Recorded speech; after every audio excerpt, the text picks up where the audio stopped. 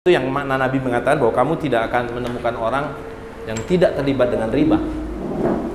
Tidak berarti bahwa riba itu menjadi halal. Itu hanya memberi makna bahwa kita harus keluar dari sistem ini, bahwa kita harus kembali kepada Islam yang saya sebutkan di awal tadi.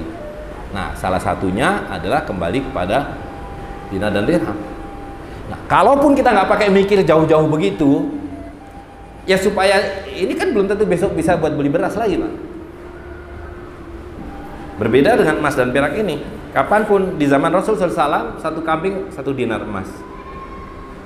Hari ini 1 dinar emas dapat seekor kambing.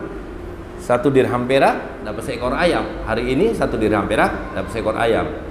Ini sekaligus membuktikan sekali lagi bahwa uang kertas adalah penipuan. Inflasi adalah penipuan. Inflasi itu tidak ada. Dari zaman Nabi Adam, kambing itu ya begitu. Sampai kiamat ya begitu, nilainya ya segitu. Jadi ketika kita mengukur dengan ukuran yang ditetapkan oleh Allah SWT dan diajarkan oleh Nabi secara teknis, maka tidak ada yang berubah. La tabdila illa khalqillah.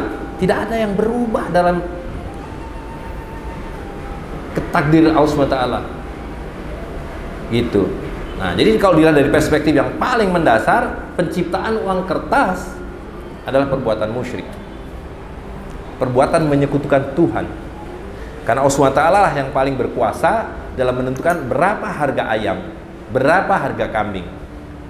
Ya kan? Ketika Nabi Adam diturunkan, kemudian Allah SWT memulainya dengan itu, menentukan nama-nama dan maknanya. Alamal adama asma'aku laha. Ini pohon, ini ayam, ini kertas, gitu ya. Jadi ini emas. Nah, emas punya nilai. Ini kertas, ya nilainya sebagai kertas ini, tidak kemudian dirubah. Jadi dulu Fir'aun mengatakan anal a'la, saya lebih tinggi dari Tuhan. Manusia hari ini begitu, saya lebih tinggi dari Tuhan. Tuhan cuma bisa menciptakan kayu dan emas dan perak. Saya bisa menciptakan sesuatu yang melebihi kayu, melebihi emas, hanya dengan nama. Kekuasaan memberi nama adalah kekuasaan Allah SWT. Alamal adama asma'aku laha.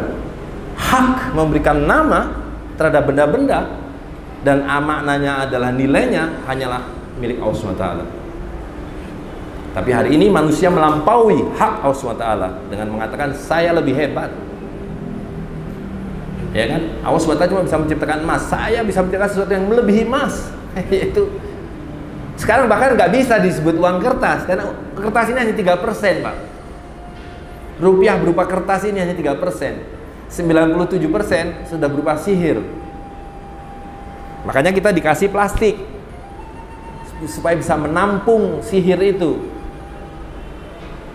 Ya kan? Kertas aja masih ada batasnya. Kartu plastik nggak ada batasnya.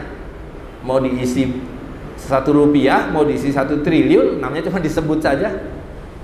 Itu sihrun mubin. Jadi uang kertas ini adalah sihir yang dahsyat.